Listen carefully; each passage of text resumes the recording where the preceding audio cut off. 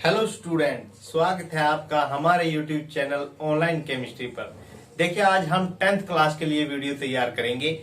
हमने इससे पहले चैप्टर 3 को स्टार्ट किया हुआ है और एक्सरसाइज 3.3 हम लोग कर रहे हैं, जिसके हमने कुछ क्वेश्चन सोल्व भी कर लिए हैं। आज हम क्वेश्चन नंबर 3 का जो थर्ड पार्ट है वहां से स्टार्ट करेंगे। इससे पहले 2 पार्ट मैंने आपको करवा दिए हैं। अगर आपने अभी तक वो वीडियो नहीं देखा है तो आप चैनल के जो 10th क्लास का प्लेलिस्ट है उसके अंदर जाके उस वीडियो को देख सकते हैं। अब तक का जो भी हमने थर्ड चैप्टर में पढ़ा है वो सारा का सारा आपको 10th क्लास की प्लेलिस्ट में मिल जाएगी।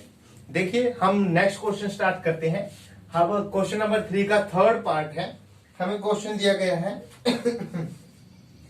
देख, क्वेश्चन है कि the coach of a cricket team buy 7 bat and 6 ball for ₹3,800. Later, she buy 3 bats and 5 ball for 1,750 and find the cost of each bat and each ball. हमें देखिए, हर एक bat और एक बॉल की कीमत हमने निकालनी है। तो एक चीज का ख्याल रखिए, इन सभी क्वेश्चंस में हमने जो भी चीज हमें निकालनी होती है उसको हम लेट करके चलते हैं। ठीक है जी, उसको हमें लेट करके चलना है। तो लेट हम देखिए लेट करके चलेंगे कि हमारे पास इसने बोला हुआ है कि एक बैट, जो हमने 7 बैट है और 6 बॉल है, वो 3800 रुपए में खरीदे हैं। तो देखिए, हम उसी चीज को लेट करके चलेंगे। ठीक है जी, let the cost of 1 bat. देखिए, let the cost of 1 bat. सबसे पहले हम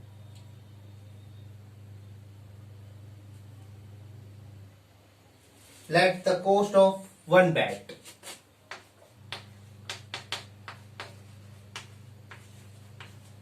Cost of 1 bat. 1 बैट की हम कॉस्ट मान लेते हैं कि हमारे पास 1 बैट की कॉस्ट x रुपीज है। कितना है? x रुपीज है। ठीक है, अब देखिए, let the cost of 1 ball. अब 1 बॉल की कॉस्ट हम ले लेते हैं, वो हमारे पास कितनी है? y रुपीज है। ठीक है, अगर देखिए, अकॉर्डिंग टू फर्स्ट कंडीशन,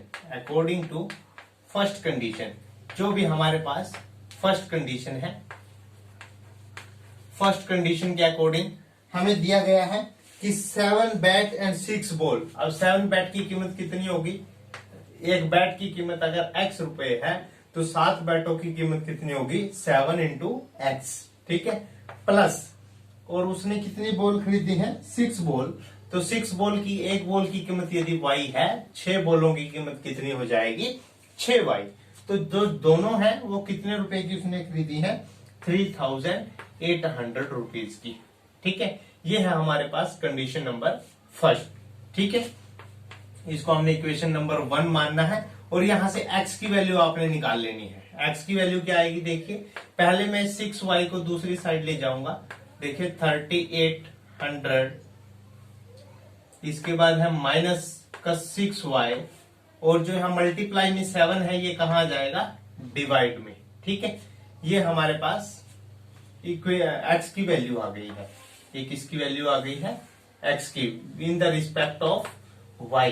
मतलब y के रिस्पेक्ट में जो भी आपके पास देखिए वेरिएबल है, वेरिएबल के रिस्पेक्ट में हमने एक दूसरे वेरिएबल की वैल्यू निकालनी होती है। अब आता है, ये अकॉर्डिंग टू फर्स्ट कंडीशन था। अब आता है according to second condition. Second condition कौन सी है? देखिए, अगली बार उसने 3 बैट खरीदे हैं और 5 बॉल खरीदी है। तो 3 बैटों की मूल्य कितना हो जाएगा? 3x, और 5 गेंदों का मूल्य कितना हो जाएगा? 5y, और दोनों का जोड़ कितना दिया गया है हमें? कितने रुपए में उसने खरीदी है? 1750 में। ठीक है, आप इसको इक्वेशन नंबर 2 मान लीजिए, इसको इक्वेशन नंबर 3 मान लीजिए।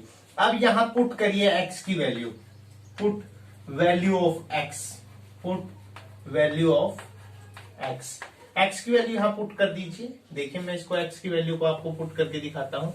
तो देखिए, 3x दिया गया है, मैं 3 और x की जगह पे x की वैल्यू रखता हूं 3800 माइनस 6y अपॉन 7, और प्लस में क्या है?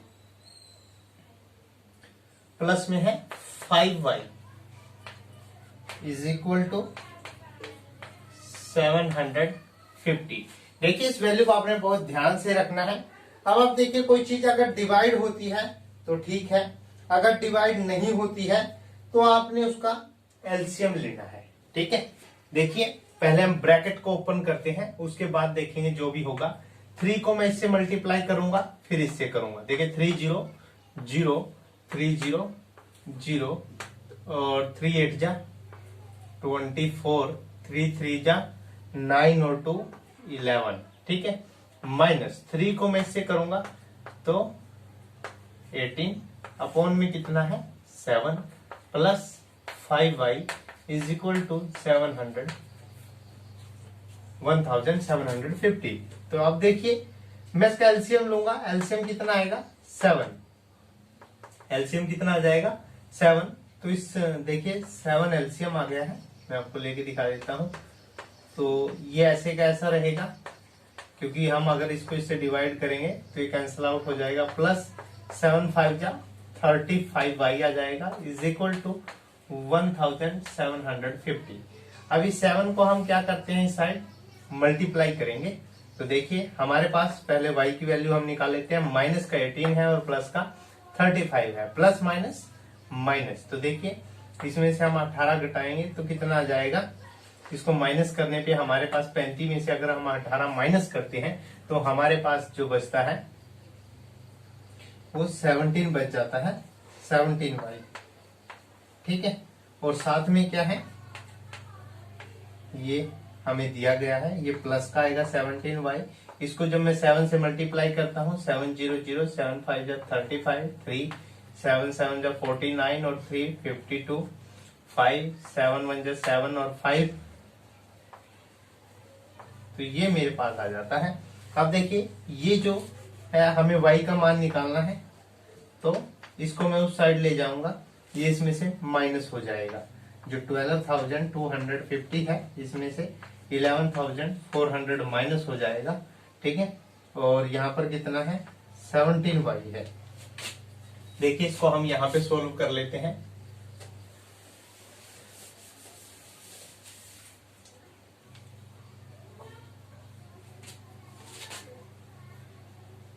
इसके बाद है देखिए 7y, इसको माइनस करेंगे जब 0 और 5 0 5 और यहाँ पर है 2, तो यहाँ 12 हो गया है। 12 माइनस 4 8 आ गया है। यहाँ 1 बचा है तो 1 माइनस 1 0। ठीक है, और 1 माइनस 1 0। तो यहाँ पर देखिए y is equal to 850 upon, तो ये हमारे पास y का वैल्यू आ गया है। ठीक है, put in equation 2, put in equation 2। जो भी आपने इक्वेशन मानी है, जो x की वैल्यू थी, x की वैल्यू किसके इक्वल थी, ये हमारे पास x की वैल्यू थी -6y था। y की जगह हम y का मान रख देते हैं और अपॉन में कितना है 7। तो देखिए इसको सोल्व करते हैं। 3800 है माइनस 6 पंजे 30, तो ये 300 आ गया है अपॉन ये। तो देखिए हमारे पास क्या आता है, 3800 में से हम जब 300 माइनस करेंगे तो हमारे पास आता है x is equal to 3500 upon 7। तो देखिए इसको 7 5 जा 35, तो 500 आ गया है। ठीक है, यानी जो 1 बैट की कॉस्ट है, 1 बैट वो किसके इक्वल है 500 के, और जो 1 बॉल की कीमत है, जो 1 बॉल का प्राइस है वो कितना है 50 रुपीज। ये हमने x और y की वैल्यू निकाल दी है। ठीक है, इस प्रकार आपने x और y का मान निकालना होता है। ठीक है, अब नेक्स्ट क्वेश्चन है, इस तरह का क्वेश्चन आपके पास पहले भी आया है इसी एक्सरसाइज में। अब नेक्स्ट क्वेश्चन है, देखिए क्वेश्चन नंबर 4, ये काफी इंपॉर्टेंट है। ठीक है, इस तरह के क्वेश्चन आगे के जो एक्सरसाइज है 3.4 या 3.5 में भी एक इस तरह का क्वेश्चन आएगा। वहां पे थोड़ा सा लैंग्वेज चेंज होगा। जैसे यहाँ पर टैक्सी के किराए के बारे में बात की गई है, वहां पर लाइब्रेरी के जो चार्ज होता है पुस्तकालय का, उसके बारे में चर्चा की जाएगी। तो देखिए पार्ट है क्वेश्चन नंबर 3 का 4th पार्ट है, क्वेश्चन नंबर 3 है और पार्ट है 4th। सबसे पहले हम क्वेश्चन को पढ़ लेते हैं। देखिए क्वेश्चन क्या दिया गया है हमारे पास। कहता है कि the taxi charges in A city consist of a fix charge together with the charge for the distance covered. कहता है कि एक शहर के अंदर जो टैक्सी का किराया है वो एक फिक्स किराया है, और उसके साथ साथ जो डिस्टेंस आप ट्रेवल करते हो जो पर किलोमीटर का किराया है वो अलग किराया है। देखिए for a distance of 10 kilometre the charge paid is rupees 105 and for a journey of 15 kilometre. कहता है 10 किलोमीटर के लिए तो किराया कितना पे किया गया है 105 रुपए, और 15 किलोमीटर के लिए जो चार्ज पे किया गया है वो 155 रुपए है। तो what is the fix and the charge per kilometre. अब आपने ये बताना है कि पर किलोमीटर का चार्ज कितना है और जो फिक्स चार्ज है वो कितना है। ठीक है जी, ये चीज आपने बतानी है। तो देखिए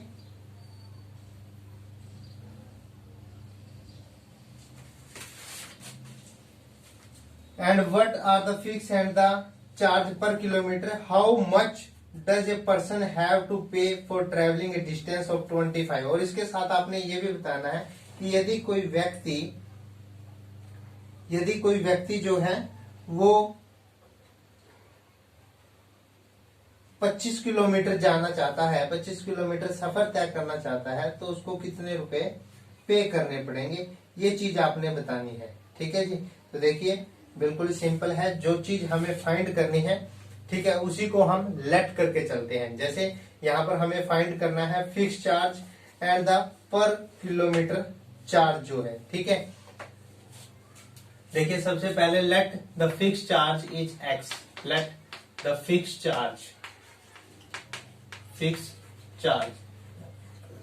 चार्ज कितना है हमारे पास, एक्स रुपीज है। And let the charge for पर किलोमीटर, द चार्ज फॉर पर किलोमीटर। देखिए पर किलोमीटर के लिए कितना चार्ज है वो हमारे पास हम मान लेते हैं कि वाई रुपीज है। ठीक है, अब अकॉर्डिंग टू फर्स्ट कंडीशन, दो कंडीशन हमें दी गई है। अब अकॉर्डिंग टू फर्स्ट कंडीशन, जो भी हमारे पास फर्स्ट कंडीशन है उसके मुताबिक हमने क्या है, देखिए 10 किलोमीटर का डिस्टेंस कवर किया है और जो चार्ज पे किया है वो कितना है 105 रुपए है। ठीक है, अब देखिए फिक्स चार्ज है। मान लो अगर कोई भी टैक्सी में सफर करना चाहता है, वो टैक्सी में बैठता है तो उसको एक तो फिक्स किराया तो देना ही देना है। ठीक है, फिर चाहे आपको 1 किलोमीटर जाना हो, 2, 3, जितना भी किलोमीटर जाना हो, फिक्स किराया अलग है और पर किलोमीटर का किराया क्या है वो वाई रुपीज है। तो मान लो आप मतलब टैक्सी में बैठते हो तो एक्स रुपए तो सभी को देना है। ठीक है, प्लस में जितना किलोमीटर आप सफर तय करते हो उसका किराया है। अब पहली कंडीशन के मुताबिक कोई व्यक्ति है, उसने क्या है 10 किलोमीटर का सफर तय है, 10 किलोमीटर का डिस्टेंस कवर किया है, तो 1 किलोमीटर का किराया कितना है वाई रुपए है। तो 10 किलोमीटर का किराया कितना हो जाएगा 10 वाई, और उसने टोटल कितने रुपए दिए हैं 105 रुपए उसने जमा किए हैं। ठीक है, 105 रुपए उसने टैक्सी वाले को दिए हैं। तो यहां से हम x की वैल्यू निकाल लेते हैं। इस 10 वाई को उस साइड ले जाएंगे, 105 माइनस 10 वाई, इसको हम इक्वेशन नंबर 1 मान लेते हैं। ठीक है जी, अब देखिए अकॉर्डिंग टू सेकंड कंडीशन, ये फर्स्ट कंडीशन है। अब देखिए अकॉर्डिंग टू सेकंड कंडीशन, जो हमारे पास सेकंड कंडीशन है उसमें सिर्फ इतना सा फर्क है कि उसने 10 की जगह 15 किलोमीटर का सफर तय किया है और 155 रुपए दिए हैं। तो देखिए फिक्स किराया तो सभी को देना है। ठीक है, जो भी टैक्सी में बैठेगा। अब 15 किलोमीटर का किराया कितना बनेगा, 1 किलोमीटर का वाई है तो 15 का कितना होगा 15 वाई। तो देखिए दोनों मिला के उसने कितने रुपए डिपॉजिट किए हैं 155 रुपए उसने किराया जमा किया है। तो देखिए अब हमने यहाँ पर x की वैल्यू पुट करनी है। ठीक है, पुट वैल्यू ऑफ x, ये इक्वेशन नंबर सेकंड है। अब इसके अंदर हम x की वैल्यू पुट करेंगे, put value of x, put value of x। अब जब हम x का मान इसमें रखते हैं तो x का मान कितना है हमारे पास, देखिए x की जगह मैं x का मान रख देता हूं 105 minus 10y is equal to, और वो किसके इक्वल है, plus 15y is equal to 155। तो देखिए ये हमारे पास इक्वेशन है। अब इसको हम सोल्व कर लेते हैं। तो देखिए जो y का वैल्यू आएगा, यहाँ जो वेरिएबल y है इसको हम सोल्व करते हैं, प्लस माइनस माइनस, और देखिए यहाँ पर 5y आ गया है। प्लस की वैल्यू अगर बड़ी है तो हम निशान प्लस का लेंगे। तो हमारे पास वैल्यू आई है 105 plus 5y is equal to 155। अब इसको हम दूसरी साइड ले जाएंगे, हमें y का वैल्यू निकालना है। तो हमारे पास ये कितना आ गया है 50, तो y का वैल्यू कितना आ गया है 10 आ गया है। y का वैल्यू कितना आ गया है 10। अब आप देखिए y का वैल्यू हमें किस में रखना है, put in equation 1, put in equation 1। तो इक्वेशन 1 में हमें यहाँ पुट कर देना है। तो देखिए x is equal to 105 minus 10 into, और y का वैल्यू कितना है 10 है, 10 10 जा 100। तो हमारे पास जो वैल्यू आया है x का वो कितना आ गया है 5। तो इसका मतलब हमें जो फिक्स किराया है वो कितना है 5 रुपीज है, जो हमने x की वैल्यू निकाली है। और जो हमारे पास पर किलोमीटर का किराया है वो कितना आया है 10 रुपीज। तो इस प्रकार हमने निकालना था। अब कहता है कि यदि एक व्यक्ति 25 किलोमीटर का सफर तय करता है तो उसको कितना किराया देना पड़ेगा। तो देखिए 25 किलोमीटर के लिए एक तो हमें, अब ये थर्ड कंडीशन है, ठीक है, जो हमें दी गई है according to third condition, according to third condition है कि यदि कोई व्यक्ति 25 किलोमीटर सफर तय करना चाहता है तो उसको कितना किराया देना पड़ेगा। देखिए फिक्स किराया सभी को देना है। अगर कोई 25 किलोमीटर चलना चाहता है तो उसको 25 y किराया देना पड़ेगा, ठीक है, क्योंकि 1 किलोमीटर का किराया y रुपए है, तो 25 का कितना होगा 25y। तो अब हम इसकी वैल्यू पुट कर देते हैं। x का मान हमारे पास 5 आया है, 25 मल्टीप्लाई में कितना है, y का मान कितना आया है 10। तो हमारे पास कितना आ गया है 255। यानी अगर कोई व्यक्ति 25 किलोमीटर उस टैक्सी में सफर करना चाहता है या डिस्टेंस कवर करना चाहता है तो उसको कितने रुपए देने पड़ेंगे, 255 रुपए उसको देने पड़ेंगे किराए के। ठीक है, अच्छे से समझ में आया होगा। इसके बाद है क्वेश्चन नंबर 5, इसी का थर्ड का 5th पार्ट है, ध्यान से देखना है। अब देखिए इसको आपने अच्छे से सॉल्व करना सीख लीजिए और हर एक क्वेश्चन को आप हाथ से निकाल के देखिए। कभी आप सोच रहे हो कि जैसे मैं निकाल रहा हूं आपके पास भी ऐसे ही पहली बार में क्वेश्चन निकल जाएगा, ऐसा पॉसिबल नहीं है। हर एक चीज को सीखने के लिए प्रैक्टिस बहुत जरूरी होती है, और मैथ तो मान लो कि प्रैक्टिस ही है। आप जितना ज्यादा इसको प्रैक्टिस करोगे उतना ज्यादा आपको आएगा। देखिए कई बच्चे बोलते हैं, जैसे मैं भी, मेरे भी परिवार में कई ऐसे हैं मेंबर जो मैथमेटिक्स से डरते हैं, तो वो सोचते हैं कि मैथमेटिक्स जो है बहुत मुश्किल काम है। तो देखिए मैथमेटिक्स बिल्कुल भी मुश्किल नहीं है, बस आपको प्रैक्टिस की आदत अपने आप में डालनी होगी। जितना आप प्रैक्टिस करोगे उतना आसान होगा आपके लिए। तो इसलिए मैं तो यही कहता हूं कि जितना हो सके आप अपने आप निकाल के देखिए। आप सॉल्यूशन एक बार देख लीजिए कि सर ने कैसे करवाया है, उसके बाद आप खुद से सोल्व करके देखिए। जितना आप खुद से सोल्व करोगे उतना आप अच्छे से सीख पाओगे, उतना आपके लिए ये आसान विषय हो जाएगा। तो देखिए नेक्स्ट क्वेश्चन है हमारे पास, 5th पार्ट है, A fraction become 9/11 if 2 is added to both numerator and denominator. If 3 is added to both the numerator and denominator, it become 5/6. तो फाइंड द फ्रैक्शन। देखिए हमने फ्रैक्शन फाइंड करना है, nominator और denominator हमें नहीं पता है। बस इतना दिया गया है कि यदि हम नोमिनेटर और डिनोमिनेटर में 2 ऐड करते हैं तो हमारा फ्रैक्शन 9/11 हो जाता है, और यदि हम उसमें 3 ऐड करते हैं बोथ यानी नोमिनेटर और डिनोमिनेटर में, तो हमारा फ्रैक्शन 5/6 हो जाता है। अब हमें जो है वो फ्रैक्शन फाइंड करना है कि वो फ्रैक्शन क्या होगा। तो देखिए इसके लिए क्या है, हमें नोमिनेटर और डिनोमिनेटर को लेट करके चलना पड़ेगा। ठीक है, जैसे हम लेट करके चलते हैं कि लेट द न्यूमिनेटर न्यूमिनेटर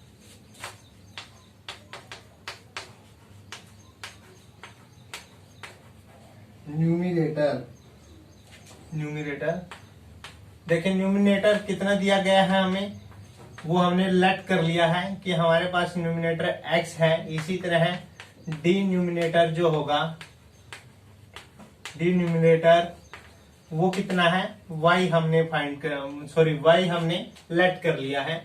अब फ्रैक्शन जो होता है, आपको सभी को पता है कि जो फ्रैक्शन क्या होता है, फ्रैक्शन जो है बटे में संख्या होती है जिसमें नोमिनेटर ऊपर होता है और डिनोमिनेटर क्या होता है, नीचे। तो ये हमारे पास फ्रैक्शन है, ये फ्रैक्शन हमने फाइंड करना है। ठीक है, अगर हमें x और y का मान अगर हम निकाल लेते हैं तो हम फ्रैक्शन को फाइंड कर लेंगे। ठीक है, तो देखिए अब फाइंड कैसे करेंगे। हमने मान लिया कि नोमिनेटर कितना है, x है, और डिनोमिनेटर कितना है, y है। अब देखिए हमें पहली कंडीशन दी गई है कि हमने 2 is added to both the numerator and denominator। इसका मतलब क्या है, देखिए हम लिखते हैं कि according to first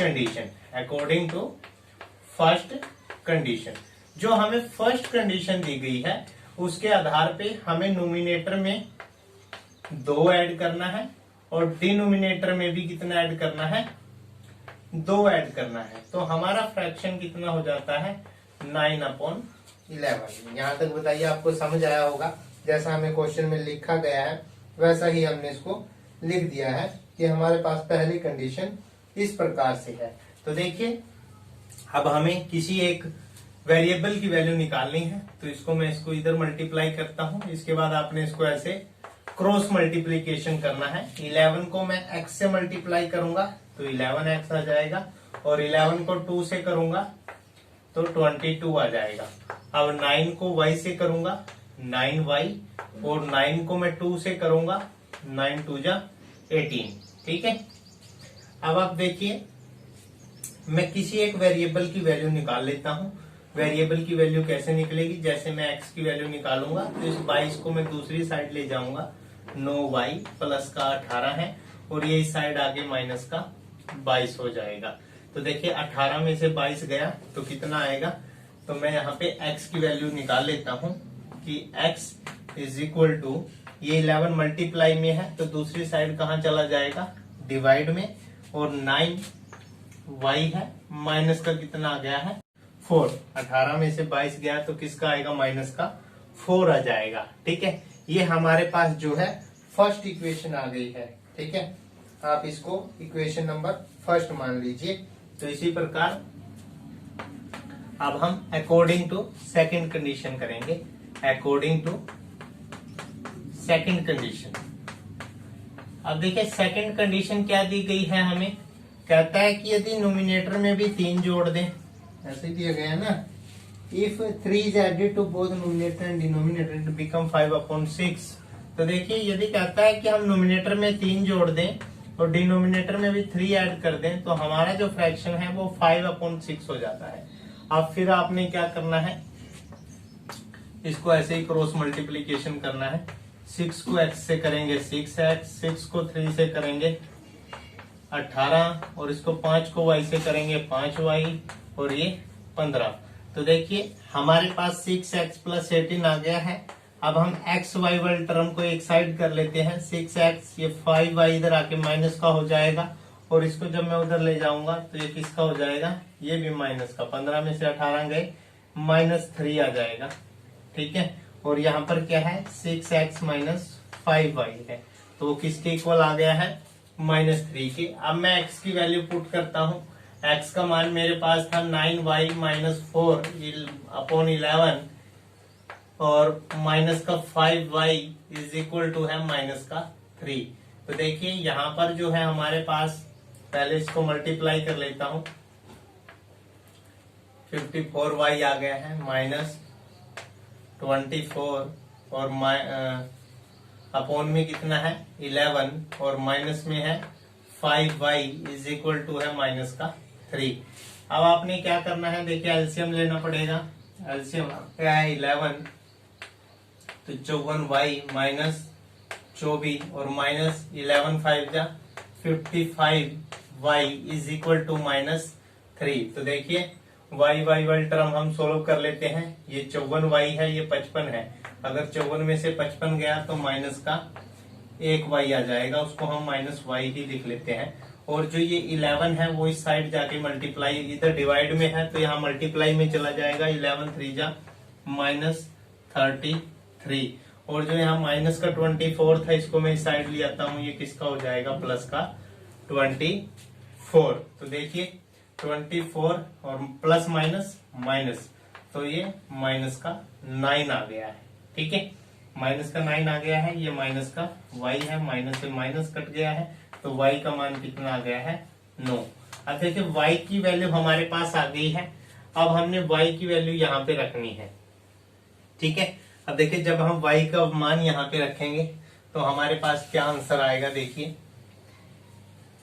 x is equal to 9 multiply में y की वैल्यू आई है 9 माइनस 4 अपॉन 11। तो हमारे पास आ गया 9 9 जा 81 माइनस 4 अपॉन 11, तो ये 77 अपॉन 11 आ गया है। और 11 7 जा 77, तो x का वैल्यू कितना आ गया है 7 और y का वैल्यू कितना आया है 9। तो इस प्रकार से हमें x और y का वैल्यू आ गया है। लेकिन हमें फ्रैक्शन की वैल्यू निकालनी थी, तो फ्रैक्शन कितना आ गया है, देखिए जो फ्रैक्शन है, फ्रैक्शन आ गया है x अपॉन y था फ्रैक्शन, तो इसकी वैल्यू कितनी आ गई है 7 अपॉन 9। तो इस प्रकार आप फ्रैक्शन निकाल सकते हो। ठीक है, क्वेश्चन बिल्कुल आसान है। सभी क्वेश्चंस में हमें एक्स वाई की वैल्यू निकालनी है, बस आपको निकालने का तरीका पता होना चाहिए। आप इसको जितना बार प्रैक्टिस करोगे उतना आपकी एक्यूरेट वैल्यू आएगी। ठीक है, इस चीज का ध्यान रखिए। अब नेक्स्ट क्वेश्चन है, क्वेश्चन नंबर है 4, इसी का 4th पार्ट है। क्वेश्चन नंबर 3 का 4th पार्ट है, सॉरी 4th नहीं 6th, सॉरी 6th पार्ट है। कहता है कि 5 years hence the age of Jacob is 3 times the age of his son। इस तरह का पहले हम एक क्वेश्चन पढ़ के आए हैं। ठीक है, मे बी 3.1 में इस तरह का हम क्वेश्चन पढ़ के आए हैं। ठीक है, उसी प्रकार से होगा, बस देखिए हम इसको सोल्व करेंगे। 5 years ago Jacob age was 7 times that of his son, what is the present age। अब देखिए हमें present age निकालनी है। तो देखिए सबसे पहले तो हमें जो है लेट करके चलनी है, जैकोब की और उसके सन की जो एज है वो हम लेट करके चलते हैं कि let the age of Jacob, let the age of Jacob. अब जो जैकोब की जो एज है वो हम मान लेते हैं कि x ईयर है। ठीक है, इसके बाद जो है और उसके सन की एज हमें दी गई है, सन की एज हमें लेके चलनी है, तो उसको भी हम लेट कर लेते हैं। Let the age of son, let the age of सन।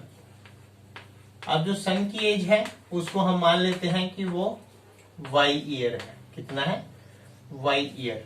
ठीक है, अब देखिए जो हमें क्वेश्चन में दिया गया है कि 5 years hence मतलब 5 साल बाद age of Jacob will be 3 times that of his son। अब देखिए अब जो आफ्टर 5 year है, आफ्टर 5 year, अब आफ्टर 5 year जैकोब की एज कितनी हो जाएगी, जैकोब की एज कितनी हो जाएगी, आज से 5 साल बाद कितनी होगी उसकी उम्र, उसमें 5 साल और ऐड हो जाएंगे। जैसे आज हमारी कुछ भी एज है तो आज से 5 साल बाद कितनी एज होगी हमारी, उसमें हम 5 और ऐड कर देंगे कि x प्लस 5। इसी तरह है जो सन की एज होगी, अगर आज उसकी सन की एज y है तो 5 साल बाद कितनी हो जाएगी, y प्लस 5 ईयर। ठीक है, अब देखिए हमें कहा गया है अकॉर्डिंग टू क्वेश्चन,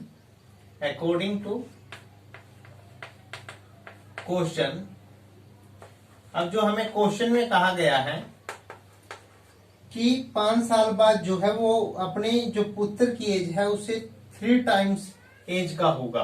ठीक है, यानी जो जैकब की एज है 5 साल बाद कितनी होगी, x प्लस 5, वो अपने पुत्र की एज से कितनी गुनी एज का होगा, 3 गुना एज का हो जाएगा। ठीक है, तो देखिए इसको हम सोल्व कर लेते हैं। x plus 5 is equal to, तो देखिए 3 को अंदर मल्टीप्लाई कर देंगे, 3y प्लस 5 3 जा 15, 5 3 जा 15। तो इसको हम देखिए एक्स वाई वाली टर्म को, अच्छा हम x की वैल्यू यहां से निकाल लेते हैं, तो 3y प्लस ये 5 उस साइड जाके माइनस हो जाएगा, तो 15 माइनस 5, तो यहाँ पर कितना बच जाएगा, 10 बच जाएगा। ये ऐसे आया है कि इसको हम उस साइड लेके जाएंगे, माइनस का 5 होगा, और 15 माइनस 5 कितना आ गया है, 10 आ गया है। ये हमारे पास आ गई है इक्वेशन नंबर 1, जो x की वैल्यू आई है। ठीक है, अब हम सेकंड सिचुएशन पे आते हैं। उसने बोला है कि 5 ईयर एगो, आज से 5 साल पहले।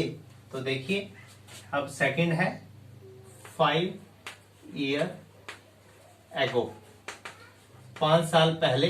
जो जैकब की एज है वो कितनी होगी, जैकब की एज होगी, जो भी आज हमारी एज, आज से 5 साल पहले 5 साल कम ही होगी हमारी एज, तो जैकब की भी 5 साल, आज उसकी एज x साल है, तो 5 साल पहले कितनी थी, x माइनस 5 ईयर। ठीक है, इसी तरह उसके सन की एज भी कितनी थी, y माइनस 5 ईयर। ठीक है, अब आप देखिए आपको सिचुएशन क्या दी गई है, अकॉर्डिंग टू क्वेश्चन, आगे आपने लिखना है अकॉर्डिंग टू क्वेश्चन,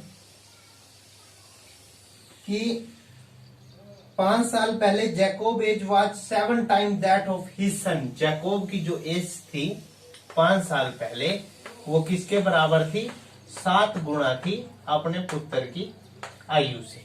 ठीक है, तो इसको हम अंदर मल्टीप्लाई कर देते हैं, 7y 7 5 जा 35, और x माइनस 5, एक्स वाई वाले एक साइड ले आते हैं, x ये 7y इस साइड आके माइनस का 7y हो जाएगा, और ये उस साइड जाके प्लस का 5 हो जाएगा। देखिए माइनस का 35 और प्लस का 5, तो प्लस माइनस माइनस, तो ये कितना आ जाएगा, माइनस का 30। ठीक है, अब हम यहाँ पे x की वैल्यू पुट करेंगे, जो हमें x की वैल्यू पता है ना, इसको हम यहाँ पे रख देंगे, तो हमारे पास y का मान आ जाएगा।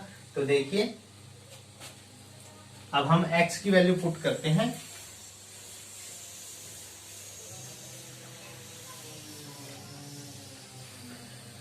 x की वैल्यू जो आई थी हमारे पास वो थी 3y प्लस 5 थी। x की वैल्यू कितनी थी हमारे पास, 3y प्लस 10 था, सॉरी 3y प्लस 10। ठीक है, ये हमारे पास आई थी। तो देखिए अब इसको हमने इसमें पुट करना है, तो आप यहाँ पे रख दीजिए, x माइनस 7y है, तो x की जगह पे मैं क्या रखता हूं, 3y प्लस 10। ठीक है, 3y प्लस 10 मैंने x की जगह पे रख दिया है। यहाँ लिख देना है आपने put value of x, put value of x। जब हम x की वैल्यू पुट करके चल रहे हैं, तो माइनस का 7y है इज इक्वल टू कितना है, माइनस का 30। तो अब आप देखिए 3y है माइनस का 7y है, तो कितना हो गया है, माइनस का 4y आ गया है, और ये प्लस का 10 उस साइड लेके जाएंगे, तो ये उस साइड जाके किसका हो जाएगा, माइनस का हो जाएगा। तो ये कितना आ गया, माइनस 40, और ये कितना आ गया, माइनस 4y। माइनस से माइनस कट गया है, तो y इज इक्वल टू 40, और जो ये मल्टीप्लाई में था इस साइड कहाँ चला जाएगा, डिवाइड में, तो y का मान कितना आ गया है, 10। ठीक है, यानी y की वैल्यू कितनी आ गई है, 10। अब हमने इसको किस में पुट करना है, पुट इन इक्वेशन 1। इसको हमने इक्वेशन 1 माना था। ठीक है, तो अब हमने इसको इक्वेशन 1 में पुट करना है। तो देखिए पुट करने के बाद हमारे पास क्या वैल्यू आती है, x is equal to 3y और y की जगह पे हमने क्या पुट करना है, 10 प्लस 10। तो देखिए x is equal to 30 plus 10, तो कितना आ गया है 40। तो यानी जो जैकब की एज है वो कितनी है, 40 साल है, और जो उसके पुत्र की एज है वो कितनी है, 10 साल है। अब देखिए x और y की वैल्यू हमने निकाल ली है, लेकिन कई बार क्या होता है हम कंफ्यूज हो जाते हैं पेपर में, क्योंकि वहां पर हमें आंसर तो नहीं पता है कि आंसर क्या आएंगे। तो मैं आपको थोड़ा सा हिंट दे देता हूं कि आप आंसर चेक कर सकते हो। चेक कैसे करेंगे, जैसे इन्होंने हमें बताया था कि 5 साल बाद जो है वो जैकोब की जो एज होगी वो 3 गुना होगी, किससे, अपने पुत्र की एज से, ठीक है, जो उसके सन की एज है। तो देखिए 5 साल बाद आज उसकी उम्र कितनी है, हमने प्रेजेंट एज निकाली है, कितनी है, 40। तो 5 साल बाद कितनी हो जाएगी, 45 हो जाएगी। और पुत्र की 5 साल बाद कितनी हो जाएगी, 15 हो जाएगी। तो 15 का क्या है, ये 3 टाइम्स है। तो देखिए 15 दिए 45, तो यानी इसका 3 गुनी एज हो जाएगी अपने पुत्र की एज से, यानी हमारा आंसर सही है।